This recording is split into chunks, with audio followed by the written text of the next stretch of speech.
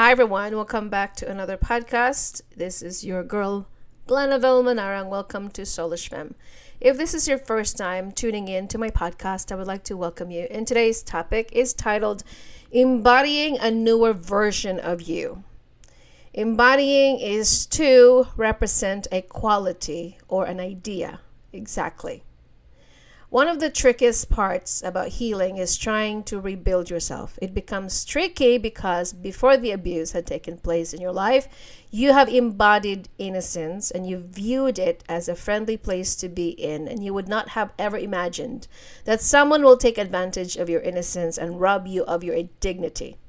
You walk carefree and your childlike spirit was intact. You were calm, happy, venturing to the world. You saw the world full of possibilities. However, the day you have been violated and have endured abuse, your world came crashing down. The time when that abuse happened, the person that you used to be, before it finally hit you, you became enraged, and sometimes when you're enraged, it doesn't occur in the midst of the abuse. Rather, it manifests the moment you remove yourself from it. You could say life has forged you in the fire. Additionally, you might be wondering, why is it so hard to embody the older version of you after you have got out of the abuse? Why do you think that is? In my own theory, I believe that it is the way because you realized that if you remain innocent, too kind to people, and stayed naive, then you might be abused again and again, and the people will take advantage of you once again, that you have promised yourself to never allow that experience to happen once again. So it is about your fear and the lessons you have learned when you realize that I'm not. Thus, there's going to be a constant struggle of trying to embody the old version of you and the version of you after you endured the abuse. Abuse has its funny way of changing your DNA and how you view yourself and how you perceive the world. This is why it is tricky and it takes a lot of inner healing. It is hard to pick up the broken pieces by rebuilding your life before and after the abuse had happened. At some point, your life is fragmented, and there are times where you feel lost and confused by trying to understand who you are now after the abuse. Granted, you know that you are never the same again. You know that what was done to you shattered your reality about life and people. So the question, is it possible to embody a newer version of yourself after the abuse? And the answer is yes. Although it is a process, it takes time, it is about learning from the abuse that not everyone has good intentions at heart and not everyone cannot be trusted again, and that trust is earned. Also, by learning to place boundaries. One of the ways that you can create a newer version of you is when you remove yourself from a toxic environment. You cannot grow from a place where you were being abused from. It will continue on. By removing yourself from people who have done you wrong, you have a better chance of healing properly, for you are not constantly reminded of that familiar place where the abuse had taken place. The environment that you are going to be healed from does matter. When I escaped and removed myself from the abusive man and abusive persons in my life, because there were more than two people I was involved with, one of the wisest things I have done was lived on my own and not dependent on them financially by getting myself a job. And one of the reasons why for so many women, or perhaps men, who cannot escape from the abuse is because of financial control. Sometimes narcissistic people will use money to control you. However, it is important that once you remove yourself from that abusive person, you now can start rebuilding a life and start healing from a place of understanding and grace.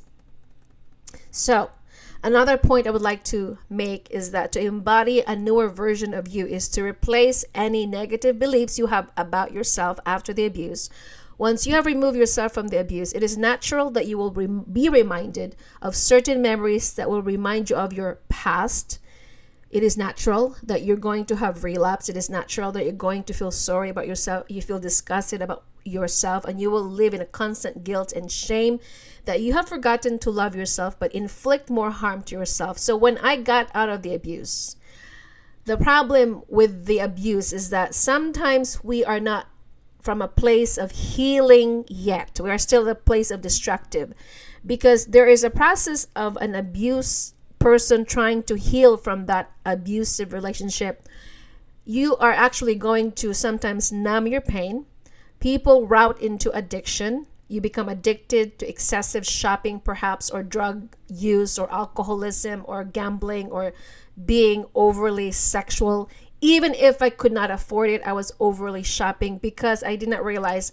I thought that I would feel much better once I removed myself from the abusive relationship. However, the manifestations and the pain are going to just show up in a different way once you live on your own, because here you are by yourself and trying to figure out what happened to you. You're trying so hard to rebuild a life around that. However, if you don't have the right tools, if you are still not really self-aware of trying to come of a place of you're ready to be healed, you're going to actually make the wrong decisions. So in my case, I was actually getting into debt.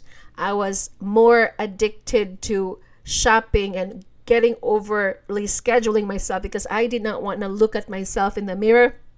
I was running away from my pain. So my crutch and my band-aid was going to school, getting a job, working so hard, going to the gym, hanging out with my friends, and partying at night, clubbing and drinking and being promiscuous, because that was the thing about trying to figure out how you can heal. So I also picked on my hair. It did not dawn on me later on in life that your hair has a correlation to our mental state. Humor me for a second. I was obsessed of getting a haircut every other week. I told you before, maybe if you're here for the first time, one of my hairstylists, she was a Korean woman that I love so much. She just know how to cut my hair. She finally declined one day and said, I will no longer cut your hair because there's nothing for me to cut anymore. It's already short. What would you like me to do? Your hair is already bob cut. But because I was taking on my hair because of my frustrations, I was actually carrying a lot of maybe guilt or shame on my hair that I was picking on it unbeknownst to me. I am saying this because after I moved myself from him or from that relationship, I actually loved growing my hair. I have stopped cutting it.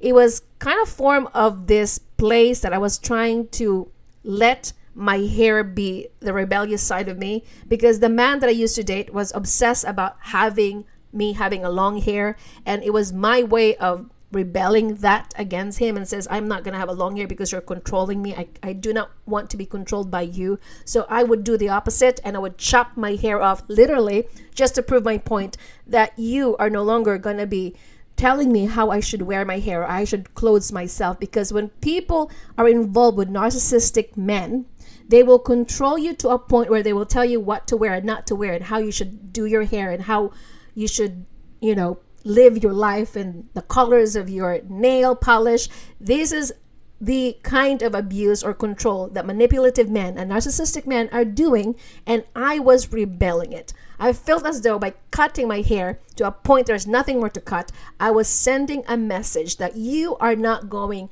to dictate or tell me how to live my life, or tell me how to become a woman, or cut my hair.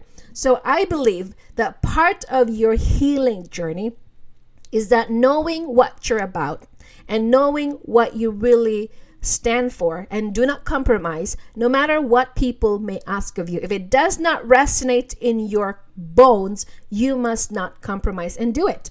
Because the thing about people is that they will try to change you for who you're not, and that is what you call brainwashing, indoctrination, and changing the identity that God created you to become.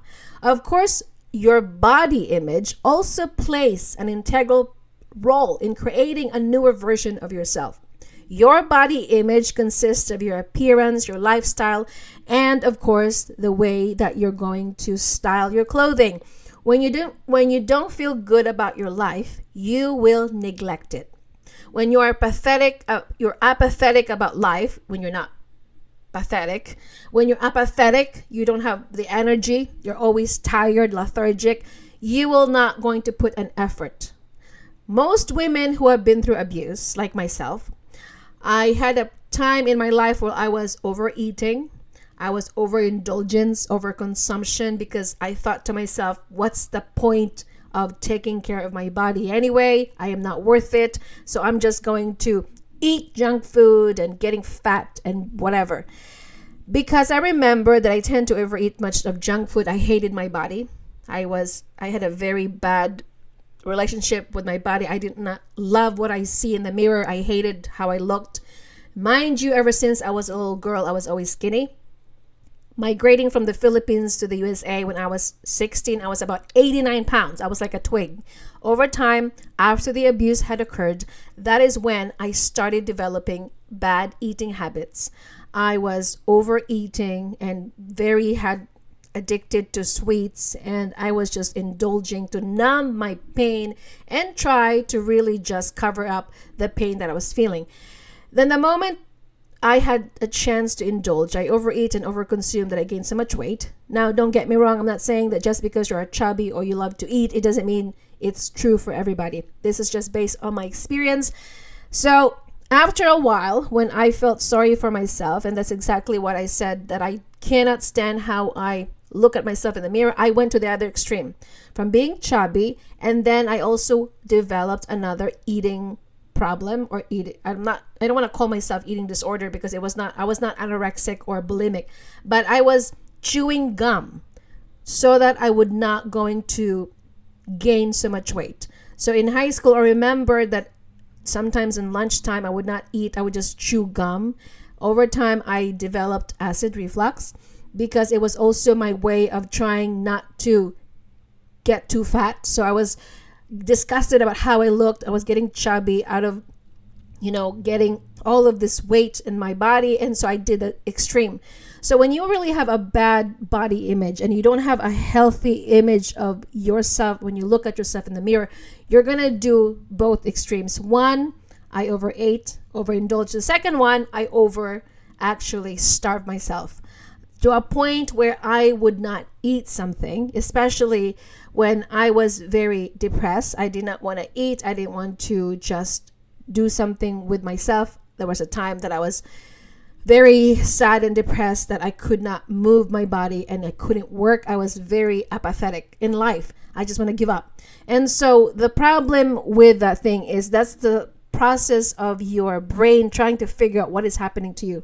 Because all of these things does not come to you when you're in the middle of the abuse. This is after the effect. This is the ramifications of you trying to figure out who you are after the abuse. As I said, before the abuse, you were innocent, gullible. You just believe everybody else that has a good intentions at heart. You thought that the world is a safe place to be in, and you were just walking around the world with no clarity that people can actually hurt you, that you need to have boundaries and to protect yourself.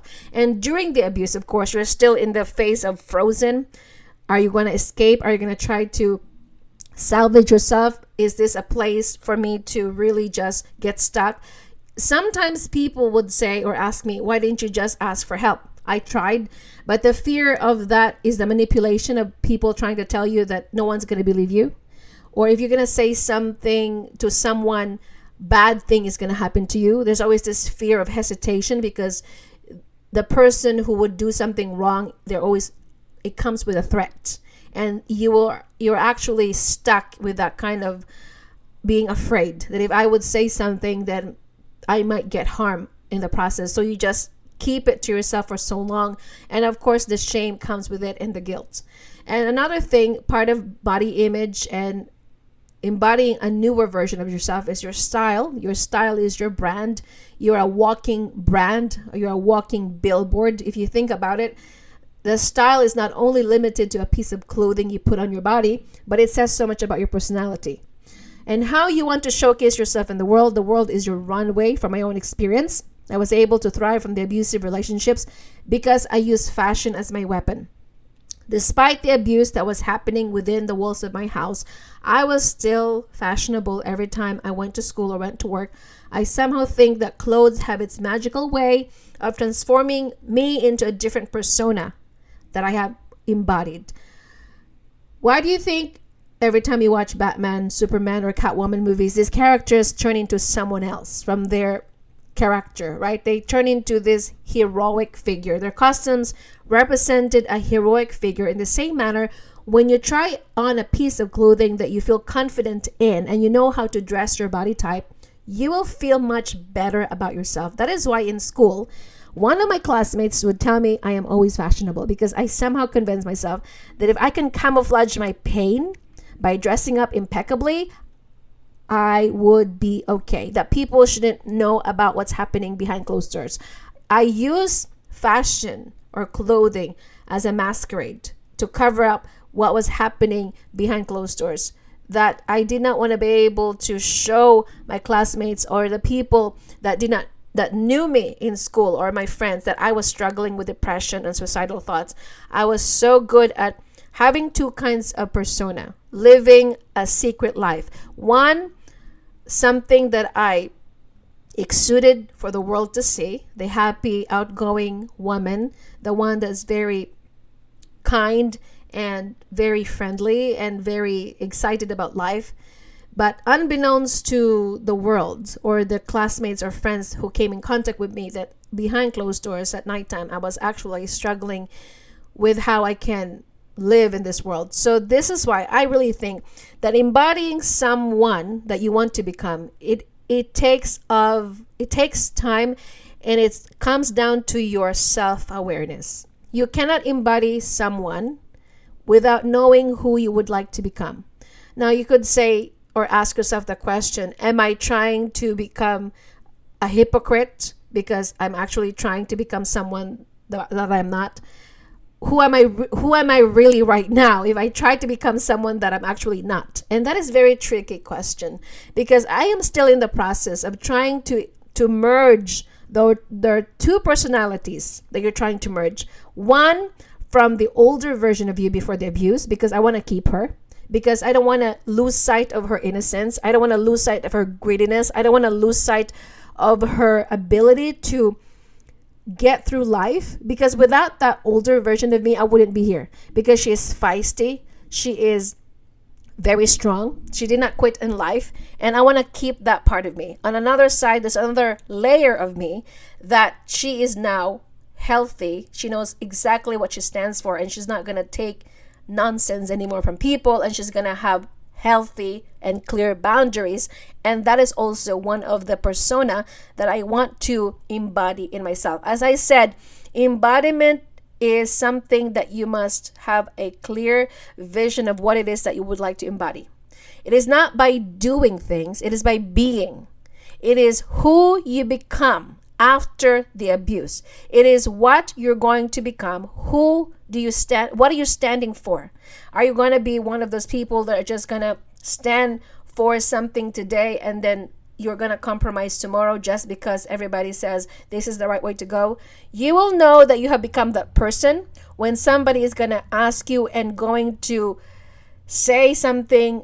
Are you willing to really let go of that part of you? Are you really going to stand for what you believe? Because people are going to test you whether you have really changed or become authentic of who you really are. There are people in our lives that sometimes I think God allows us to encounter whether we are true to what we believe in. And it's actually is a test of your character, whether or not you have embodied that version of you. As I said, embodiment is self-actualization when you realize to yourself that this is I want to become. It is not just the clothing that you wear. It is not just the makeup that you put on your face. It's actually an emotion. It is a being. It is a feeling, to be or not to be. Whether you want to be this sophisticated, elegant, timeless, classy woman, or you just want to be a woman that is rock and roll, I don't give a hoot, or whatever kind of persona you would like to embody, it is is actually yours to begin with. As I said, when you want to embody something, you have to feel it. It has to be resonated from a spirit of authenticity and genuinity. You cannot fake it. It is something that you cannot superficially create out of an illusion, because that illusion will be shattered eventually. Because if you're gonna walk around pretending to be someone that you're not, and you have not fully embodied the version that you truly feel on the inside, you're gonna be found out, and you're gonna feel as though you are a imposter. Because sometimes when you're trying to recreate yourself, a different version of yourself, you feel an imposter. I felt that for a while, because now I'm trying to be calm, unbothered, have healthy boundaries. I'm not going to be easily pushed over. I'm not going to overreact to the triggers that I was used to, because before that, my old version was easily triggered. My old version was emotionally unstable. My old version was undisciplined when her emotions, when everybody is triggering me, I would always overly react. I was reactive. I was impatient. I would get enraged. However, fast forward, the more and more I have done the work, and the more I have keep in touch with myself and introspected about how I feel, of what resonates with me, I have now a better chance or ability to control my temper. The things that used to put me in a downhill path, now I can actually stay in the homeostasis. I can now say to myself, okay, this is just a phase. This too shall pass. I will have a better idea of how to regulate my emotions. Sometimes I would go to the park and think, or go to my car and drive away, so that I can have a clarity of what I'm feeling. I would journal, I would pray, I would go to my closet. So now I have a better understanding of how I can deal with my emotions. Before, I would just go down to the rabbit hole of, this is so stupid, I rather want to die. I would get into this overly dramatic, drama queen, yelling and screaming and crying and hysterically crying, and put covers in my head and screaming on my pillow, because that was a very reactive version of me. And so when you truly know who you are and you have embodied her, no matter what people throw at you, and I said, life comes with tests. People are used as an instrument, whether or not you are truly sure that you have embodied that version of yourself fully. I think it is a way of God, or maybe you want to call it universe, by testing your authenticity, whether you are not fooling yourself, or you just really are having this idea in your head, but you're not really fully developed her yet. So please be patient with yourself if you have not fully arrived, because as I always say, it is a process. It is not something that you whipped and then magically you are her. It is something that you do day in and day out. It's something that you practice. And the only way for you to really embody her fully is through the test, through people. Because of course, one time you probably got mad and got pissed off and your guards were down, and you lose sight of that version of you, calm, collected, and unbothered. And other times she's going to show up with calm, unbothered, and collected. And other times she's not. She's probably erratic, emotionally unstable. So it's going to go back and forth. You're going to have those moments of vacillating between the woman that truly you would like to embody and the version of you, the old version of you that she's going to show up once in a while. The crazy one. The one that is emotionally unstable because of her pain. No, she's not really crazy to a point because she chooses to be. She just become disassociated with herself. I really think that I was overly reactive, impatient, and always trying to be easily triggered because I was still not healing. I did not tap into my self-awareness journey. I was still running from my pain, did not acknowledge that I was actually abused. I was hiding from my pain. I was actually numbing my pain by substances like addictions of, alcoholism. I didn't do drugs, thank God.